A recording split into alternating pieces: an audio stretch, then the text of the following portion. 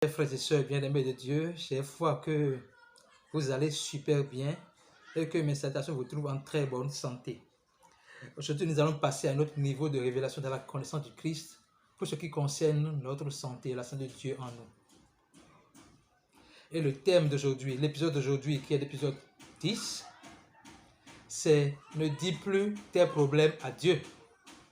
Ne dis plus tes problèmes à Dieu. Ça paraît paradoxal comme thème, mais lorsque vous allez suivre jusqu'à la fin, vous allez comprendre pourquoi il est plus important de dire ses problèmes à Dieu, pourquoi il est très important de faire face à nos problèmes par rapport à l'autorité que Dieu nous a donnée. Alors nous allons voir déjà dans Genèse 1, verset 28, l'autorité que Dieu a donnée à l'homme sur la terre. Jésus dit, Dieu l'a béni et dit, « Soyez féconds, multipliez, remplissez la terre et la sujettissez. Et dominez sur tous les poissons de la mer, sur les oiseaux du ciel et tout animal qui se meut sur la terre. » C'est-à-dire qu'au commencement, Dieu a donné toute son autorité à l'homme afin qu'il règne sur la terre. Donc l'homme est appelé au commencement à régner sur la terre, à dominer la terre, pas à se faire dominer, mais à dominer. Mais pour que l'homme domine, l'homme doit rester soumis à Dieu. L'homme doit rester confiant dans la parole que Dieu lui a donnée. Et souvenez-vous qu'au milieu du jardin d'Éden, il y avait l'arbre de la connaissance l'arbre de la connaissance du bien et du mal, et l'arbre de la vie éternelle, qui représentait en fait en typologie Jésus-Christ. Et on voit cela dans le livre de Révélation, Apocalypse. Alors, le diable, déguisé sous la forme de serpent, est venu voir Ève, donc Adam, pour dire mangez ce fruit. Donc, ils ont mangé le fruit. Mais voilà, en mangeant le fruit, ils sont en train de dire quoi? Dieu, je n'ai pas confiance en toi. Diable, j'ai confiance en toi. Et donc, ils ont donné toute leur autorité au diable.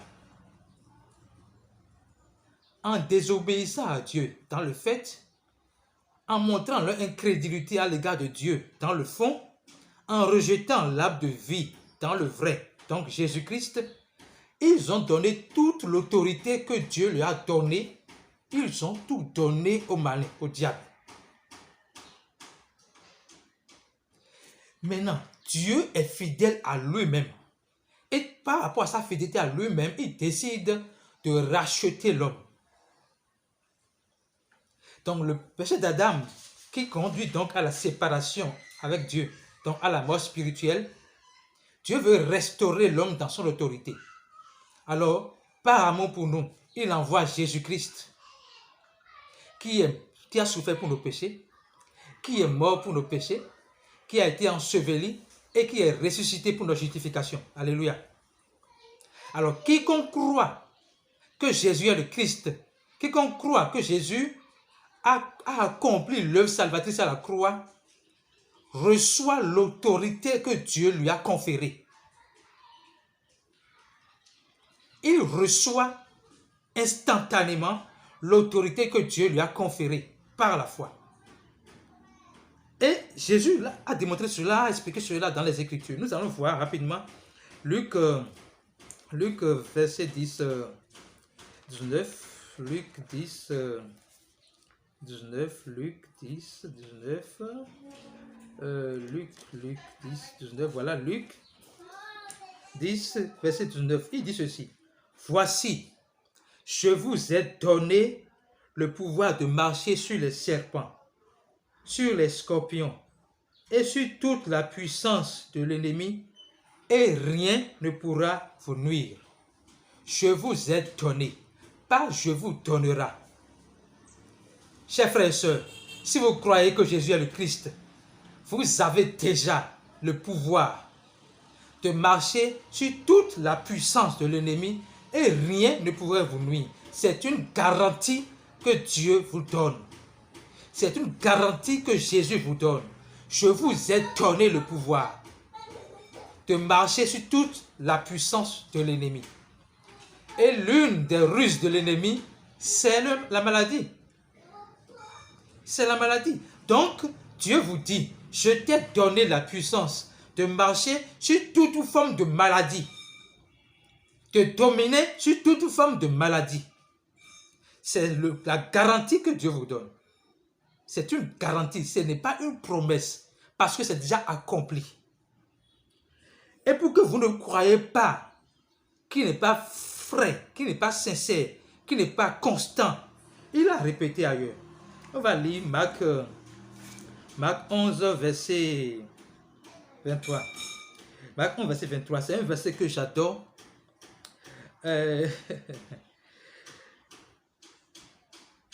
Marc 11, verset 23. Je vous le dis en vérité, si quelqu'un dit à cette montagne, ôte-toi de là et jette-toi dans la mer, et s'il ne doute point dans son cœur, mais croit que ce qu'il dit arrive, il le verra s'accomplir. Notez que c'est une métaphore. La montagne ici peut représenter les maladies. La montagne peut représenter les défis. Ça peut représenter les pauvretés. Ça peut représenter les conflits. Ça peut représenter la division. Alors, Dieu n'a pas dit, si quelqu'un me dit qu'il a une montagne, la montagne va quitter. Dieu n'a pas dit ça. Dieu a dit, si quelqu'un dit à cette montagne, ôte-toi de là et jette-toi dans la mer, et qu'il ne doute point dans son cœur, il verra cela s'accomplir. Je veux que vous compreniez la profondeur de la pensée de Dieu à notre égard. Nous sommes des croyants. Nous avons l'Esprit Saint en nous. Nous avons Christ en nous, l'assurance de la gloire. Nous avons la vie de Dieu en nous. Et Dieu en nous nous dit, si tu dis à cette montagne, ôte-toi de là et ôtera, il faut voir une condition. S'il ne doute point dans son cœur, notez que douter, c'est dire au diable, j'ai confiance en toi. Croire, c'est être convaincu que ce que la parole dit est vrai. Alors, si Dieu vous dit, si vous dites à cette maladie, quitte mon corps, et que vous ne doutez point, vous allez voir cette maladie quitter votre corps au nom puissant de Jésus-Christ. Alléluia. Donc, ne dites plus à Dieu, je suis malade. Ne dites plus à Dieu combien votre montagne est grande. Dites à Dieu, dites à votre montagne, combien vous avez un grand Dieu. Dites à votre maladie, combien vous avez un grand Dieu. Et sur cette base, ordonnez-lui. Ôter veut dire ordonner. Ordonnez-lui, ôtez, c'est-à-dire c'est l'impératif. Ordonnez-lui de quitter votre corps immédiatement. Et vous allez voir que ça va quitter. Quelle que soit la montagne, elle quittera au nom puissant de Jésus-Christ. Donc, ne doutez point. Ne donnez pas assez au diable. Ne dites pas au diable, j'ai confiance en toi. Mais dites à Dieu, j'ai confiance en toi et en toi seul. Et vous allez voir que votre maladie, votre montagne va se fondre au nom puissant de Jésus-Christ. Et toujours pour confirmer ces propos, toujours pour nous confirmer qu'il nous a donné toute autorité, Jésus revient avec une autre garantie. Je pense que c'est dans Marc 16, verset 17. Marc 16, verset 17. Notez que c'est la toute dernière parole de Jésus-Christ avant qu'il ne monte au ciel. Donc c'est très important et très capital de retenir vraiment ce que Dieu attend de nous. Voilà ce qu'il dit. Je vous prie de suivre. Voilà ce que Dieu dit. Il dit, verset 17, « Voici les miracles qui accompagneront ceux qui auront cru. » Notez, voici les miracles qui vont accompagner ceux qui vont croire que Jésus-Christ est mort pour le péché, qu'il est enseveli, puis ressuscité des morts pour la justification. Voici les miracles qui vont les accompagner. En mon nom, au nom de Jésus-Christ, ils parleront de nouvelles langues. Aïe, aïe, aïe. Au nom de Jésus-Christ, Ils chasseront les démons. Au nom de Jésus-Christ, ils saisiront les serpents. Et s'ils boivent quelques boiveuses mortelles, ça ne leur fera aucun mal.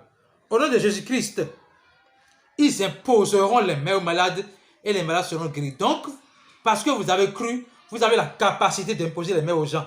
Ça veut dire que vous avez, pour avoir la capacité d'imposer les mains aux gens pour qu'ils soient guéris, ça veut dire que vous avez la puissance de guérison en vous. Vous avez la puissance de guérison en vous. Donc, il n'a pas dit que c'est vous qui allez accompagner les miracles. Le croyant n'est pas celui qui court derrière les miracles, parce que c'est lui le porteur des miracles. Alors, si vous croyez que Jésus est le Christ, vous avez la puissance de résurrection et de vie en vous pour guérir les malades, pour vous guérir vous-même, mais pour guérir d'autres malades. Et je déclare dans le nom de Jésus-Christ, qui vous donne la confiance absolue dans sa parole, qui vous donne la certitude absolue dans sa parole et vous permet d'opérer à une autre dimension au nom puissant de Jésus-Christ.